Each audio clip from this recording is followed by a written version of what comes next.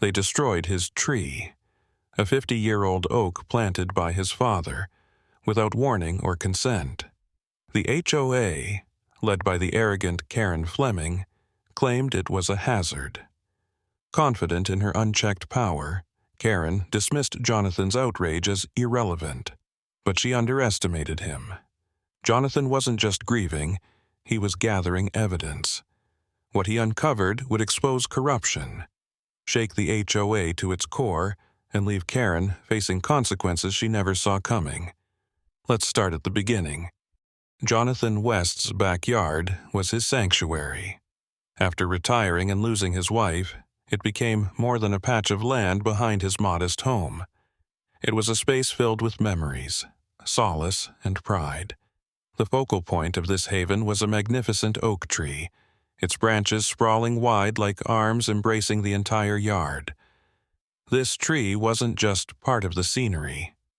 It was family.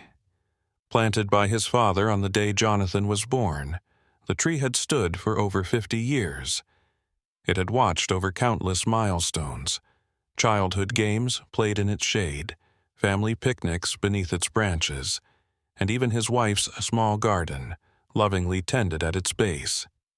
The oak represented continuity and strength, a constant in a life that had seen its share of change and loss. On a warm Tuesday afternoon, Jonathan returned home from his weekly trip to the grocery store. Humming to himself, he unloaded his car and headed toward the backyard to check on his plants. But as he stepped onto the patio, he froze. The tree was gone. For a moment, Jonathan thought he must be mistaken. He blinked, his heart pounding as he took in the scene. Where the towering oak once stood, casting its dappled shadow across the yard, there was now a gaping void. The ground was raw and disturbed, littered with sawdust and broken branches. Further down the yard, a crew of workers was finishing up. They loaded chunks of the tree into a truck with brisk efficiency, as if erasing its existence was just another routine task. Jonathan's voice shook as he stepped forward. "What's going on here? What happened to my tree?" A man wearing a fluorescent vest glanced over, clipboard in hand. "Tree removal," he said nonchalantly. "HOA orders." "HOA orders?" Jonathan's voice rose. "This is my property. I didn't approve this." The man shrugged, seemingly uninterested in the emotional weight behind Jonathan's words. "We're just following instructions. Take it up with your HOA." Jonathan stood there, stunned, as the truck pulled away, carrying the remnants of his family's legacy. Anger and disbelief roiled in his chest. How could this happen? The tree wasn't just a landmark, it was a piece of his life, a connection to his past, and a gift he had hoped to pass on to his children and grandchildren. He stormed back inside, his hands trembling, and began rifling through his mail. If the HOA had planned this, there must have been some kind of notice. A letter, a warning, something. But after tearing through the pile of unopened envelopes, he found nothing. No letter, no email, no call. That evening, Jonathan sat on his patio, staring at the barren patch of dirt where the oak had once stood. The silence felt oppressive, heavier than it had in years. He clenched his fists, trying to steady his breathing, but the sense of loss was overwhelming. "They didn't just take a tree," he muttered to himself. "They took a piece of my family, my history." The next morning, Jonathan resolved to confront the HOA. He didn't know what he would say, but he knew one thing for certain. This fight was far from over. "Can you imagine?" he might say to anyone listening. Coming home and finding a part of your life gone. Taken without a word, without a chance to stop it. It's not just unfair, it's a betrayal, and I won't let them get away with it. What Jonathan didn't know was just how deep this betrayal ran, and how far he would have to go to get justice. The next morning, Jonathan West woke with a singular determination to get answers. His backyard, once a haven of peace, now felt alien to him, the empty patch of dirt where the oak tree had stood acting as a cruel reminder of what had been stolen. As he stared out the window, sipping his coffee, his resolve hardened. By mid-morning, Jonathan arrived at the unassuming building that served as the Homeowners Association office. Though modest in appearance, the office radiated an air of authority, reinforced by the pristine landscaping and overly cheery seasonal decorations that flanked the front door. Taking a deep breath, he stepped inside, greeted by the sterile scent of air freshener and the faint hum of a copier. The receptionist, a young woman with a fixed professional smile, looked up. "Good morning. How can I help you today?" Jonathan approached the desk, his jaw tight. "I need to speak to someone about the tree that was removed from my property yesterday. Who's in charge?" The receptionist's smile faltered slightly, but her tone remained even. "You'll want to talk to Mrs. Fleming, our HOA president. Let me see if she's available." She picked up the phone and murmured something into the receiver before gesturing toward a row of chairs. "Please have a seat. She'll be with you shortly." Jonathan didn't sit. His frustration bubbled just below the surface, and he paced the small lobby, glancing at the HOA's glossy brochures touting the ideal neighborhood experience. The words felt hollow to him now. A door opened, and Karen Fleming emerged. Mid-50s with a sharp bob and an air of self-importance, she moved with the confidence of someone who had long since stopped expecting to be questioned. Dressed in a crisp blazer and holding a clipboard, she greeted Jonathan with a polite but guarded smile. "Mr. West," she began, "what can I do for you today?" Jonathan wasted no time. "You can explain why my tree was cut down without my permission." Karen's smile tightened, her expression shifting to one of feigned concern. "Ah, the oak tree on your property. Yes, that was removed as part of the HOA's recent safety initiative. The tree was deemed a potential hazard, old, unstable, and dangerously close to power lines. We acted in the best interest of the community." Jonathan's fists clenched at his sides. "That tree was healthy. It's been standing for over 50 years without a problem, and I never received any notice about this so-called initiative." Karen tilted her head, her tone turning patronizing. "We sent multiple notices to all homeowners regarding the removal of hazardous trees. Perhaps you overlooked them?" "I check my mail every day," Jonathan shot back. "There was nothing. No letters, no emails, no warnings. You had no right to touch my property without my consent." Karen's demeanor shifted slightly, a flicker of irritation crossing her face. "Mr. West, as part of this community, you agreed to abide by the HOA's guidelines. The board voted unanimously on this matter, and we're well within our rights to ensure the safety of all residents." Jonathan's voice rose. "The safety of all residents? This isn't about safety, it's about control. That tree wasn't on community property. It was mine. My father planted it. It's been part of my family for decades, and you destroyed it without even giving me the chance to object." For a brief moment, Karen seemed caught off guard by the intensity of his words, but she quickly recovered, her tone turning defensive. "Mr. West, I assure you the board followed all proper procedures. If you have any further concerns, you're welcome to submit them in writing." "Submit them in writing," Jonathan repeated, his voice dripping with disbelief. "You destroy something irreplaceable, and now you want me to jump through hoops to get answers? I'm not going to let this go." Karen's professional facade cracked slightly, her eyes narrowing. "I understand your frustration, but this discussion is over. If you'd like to file a formal complaint, I suggest you do so through the proper channels." Jonathan stared at her, his chest heaving with anger and disbelief. He could feel the weight of her dismissal, the way she wielded authority as both shield and weapon. Without another word, he turned and left the office, his mind racing. That afternoon, Jonathan began digging deeper. He started with his neighbors, knocking on doors and asking if anyone else had been affected by the HOA's safety initiative.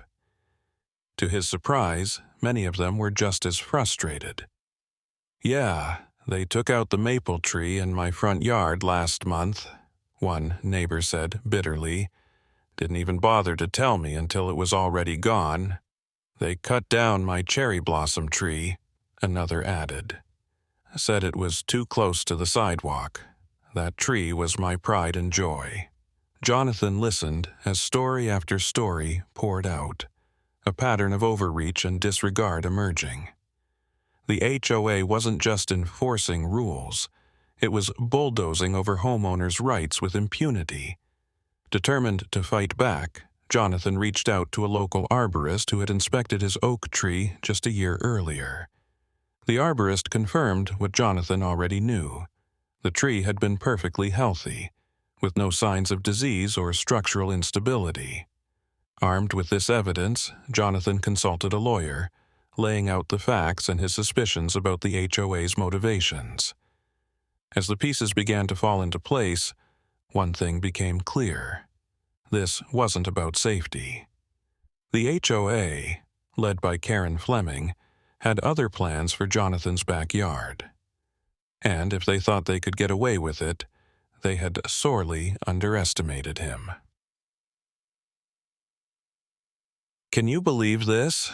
Jonathan said to his lawyer during their first meeting. "They act like they own the whole neighborhood. They think they can take whatever they want, and no one will stop them." His lawyer nodded thoughtfully, flipping through the documents Jonathan had brought. "We'll stop them, Mr. West, but we'll need more evidence.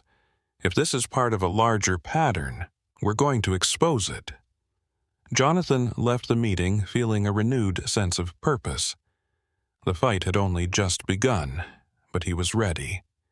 This isn't just about a tree, he thought. It's about standing up to bullies who think they can trample over people's lives. They took something precious from me, and I'm going to make sure they never do it again. Jonathan West sat in his living room, surrounded by stacks of papers, photos, and a growing list of neighbors who had their own horror stories about the HOA. His mind raced as he pieced together the extent of the association's overreach. Each new conversation revealed a disturbing pattern of power abuse, all orchestrated by Karen Fleming and her inner circle. Among the documents was a report from the arborist confirming the oak tree's pristine health. Jonathan ran his hand over the page, the words simultaneously validating his anger and reigniting his grief. That tree had stood through storms and decades of life. It wasn't just chopped down, it was stolen from him. "This isn't just negligence," his lawyer, Melissa Hart, said during their next meeting. "It's a blatant violation of your property rights. They didn't just cut down your tree, they acted without consent, without notification, and without any legal standing to do so." Melissa was sharp, tenacious, and exactly the kind of ally Jonathan needed. She'd seen cases like this before, HOAs pushing boundaries under the guise of community improvement, but this time they'd gone too far. Gathering ashing evidence with Melissa's guidance, Jonathan began gathering the evidence needed to build a solid case. He retrieved old photos of the oak tree, some showing its full, healthy canopy, and others taken during his father's last visit years ago. Those pictures told a story, a deeply personal one that could help illustrate the emotional toll of its loss. Next, they dug into the HOA's records. Through a combination of public requests and testimonies from sympathetic neighbors, Melissa uncovered troubling inconsistencies. Meeting minutes were vague, lacking any mention of the so-called safety initiative. Financial records showed payments to a local tree removal company well before the alleged vote took place. The most damning discovery, however, came from a whistleblower, a former HOA board member who had resigned in frustration over Karen Fleming's heavy-handed leadership. She doesn't care about the rules, the former board member revealed in a recorded interview. She makes decisions on her own and pressures the rest of us to go along with it. That tree, she wanted it gone because she's planning to redevelop part of the greenbelt and needed the area cleared for new landscaping. Jonathan's jaw tightened as he listened. The oak tree hadn't been a hazard. It had been an obstacle. The community. Lasie's word of Jonathan's fight began to spread. Neighbors who had previously been too intimidated to speak out started coming forward with their own complaints. One resident revealed that Karen had fined them for leaving their trash can out too long, while another described how she had ordered the removal of a beloved garden feature without notice. "I thought it was just me," one woman said at a small gathering Jonathan organized in his backyard. "I didn't realize she's been doing this to everyone." Jonathan stood in front of the group, his voice steady but passionate. "They think we won't fight back.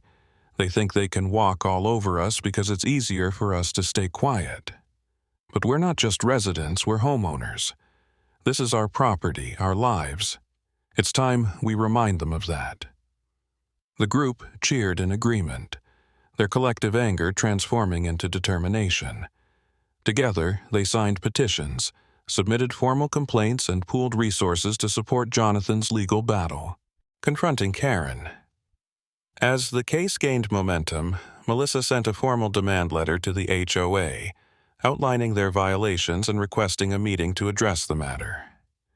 Predictably, Karen refused to meet in person, claiming she was too busy with other association matters. But her silence only fueled the perception of guilt. Instead, Jonathan decided to confront her directly.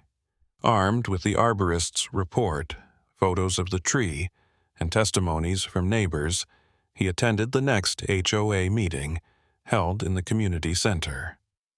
The room buzzed with tension as residents filled the seats, many of them emboldened by Jonathan's leadership. Karen sat at the front of the room, flanked by other board members who looked far less confident than their president. When it was Jonathan's turn to speak, he approached the microphone and held up a photograph of the oak tree. "This tree stood on my property for over 50 years, he began, his voice steady but firm. "It wasn't a hazard. It wasn't diseased. It was my family's history, and you destroyed it without my consent." Karen shifted uncomfortably in her seat as Jonathan continued.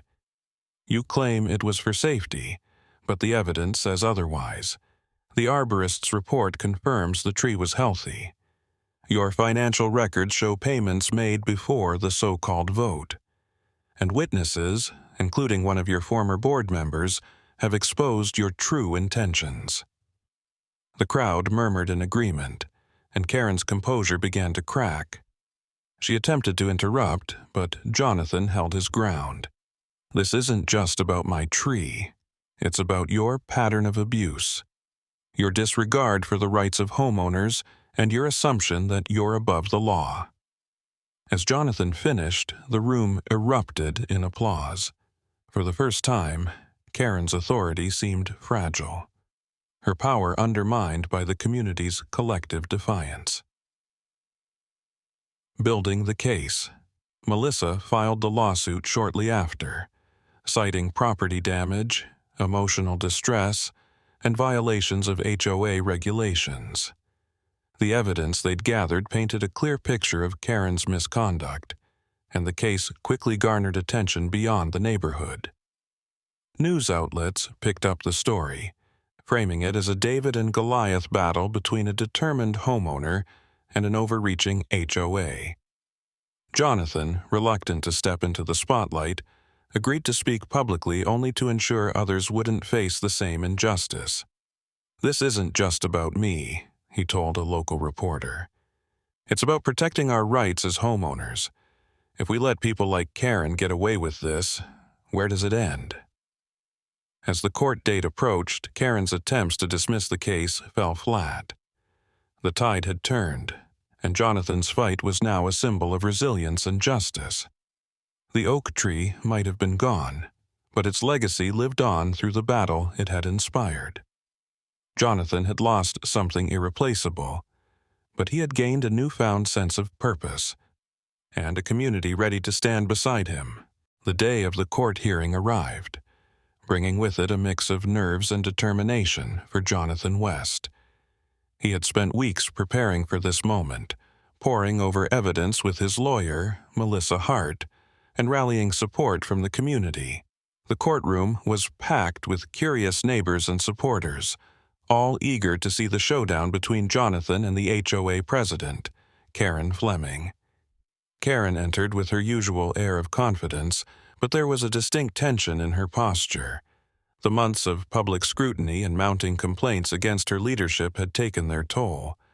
Still, she clung to the belief that her authority would protect her, that the court would view this as a petty dispute and side with the HOA. But this was no ordinary case.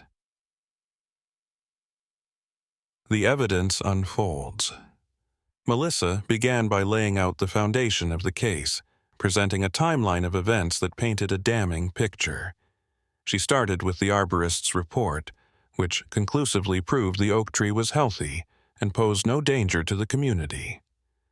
Next, she introduced financial records showing that Karen had authorized payments to the tree removal company weeks before the alleged vote on the safety initiative.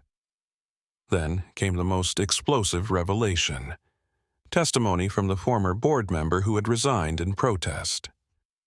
In a recorded video, the whistleblower detailed how Karen had bypassed standard procedures, ignored opposition from other board members, and manipulated records to push her agenda. She didn't care about the homeowners, the whistleblower stated. She cared about making the neighborhood fit her vision, no matter who got hurt in the process.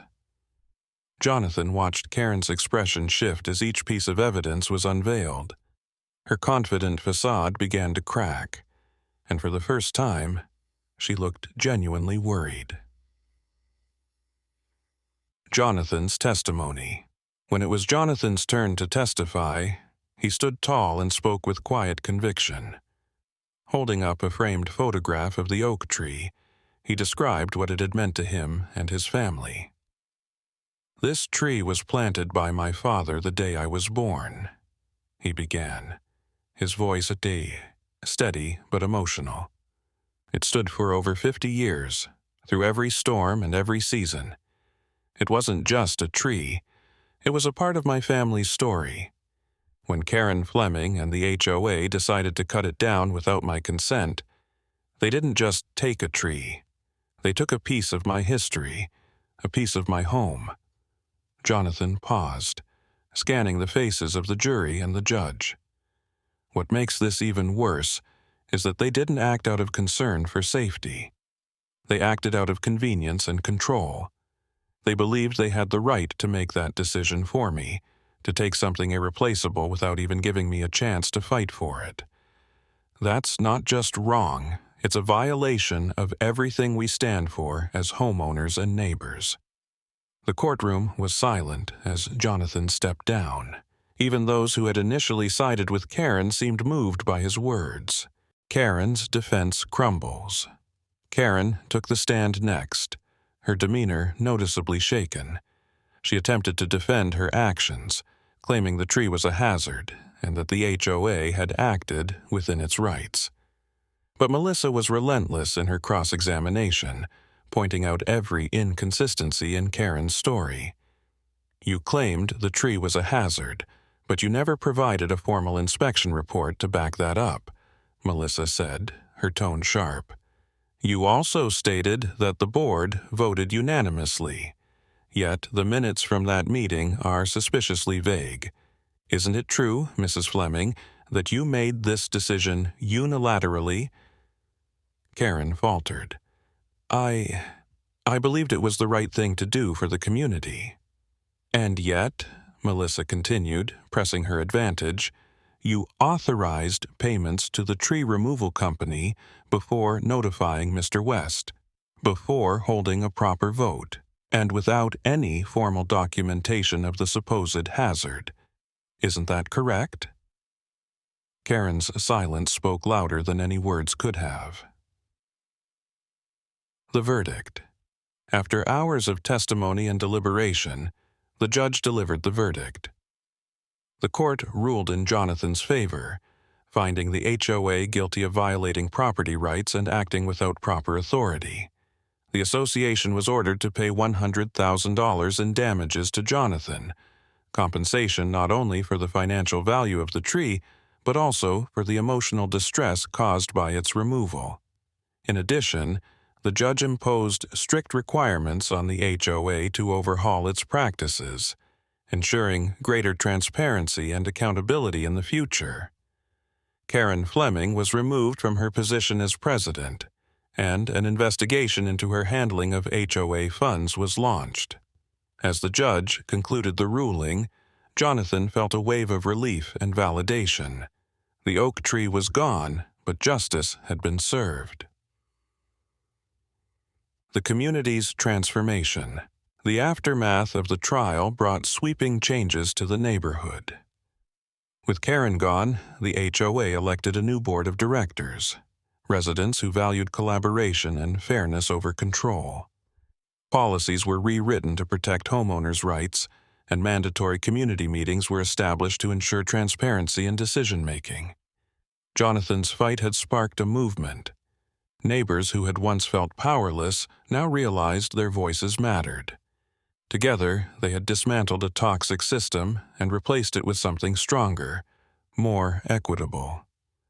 For Jonathan, the victory was bittersweet. Standing in his backyard, he looked at the patch of earth where the oak tree had once stood. He couldn't bring back the tree or the memories it held, but he could honor its legacy by planting something new. With the $100,000 settlement, Jonathan hired a local landscaping company to restore his yard. He planted a young oak sapling in the same spot, its roots taking hold in the soil that had nourished its predecessor. "This is for the future," he said, quietly, placing his hand on the sapling's slender trunk. "For my kids, for their kids, and for everyone who's ever had to fight for what's right." A legacy of resilience. Jonathan's story didn't just change his neighborhood, it inspired others across the country. His fight against the HOA became a symbol of resilience and the importance of standing up to injustice, no matter how daunting the odds. In the years to come, as the new oak grew tall and strong, Jonathan often sat beneath its shade, a quiet reminder that even in loss, there is the opportunity for growth and renewal. The fight for his tree had been about more than property.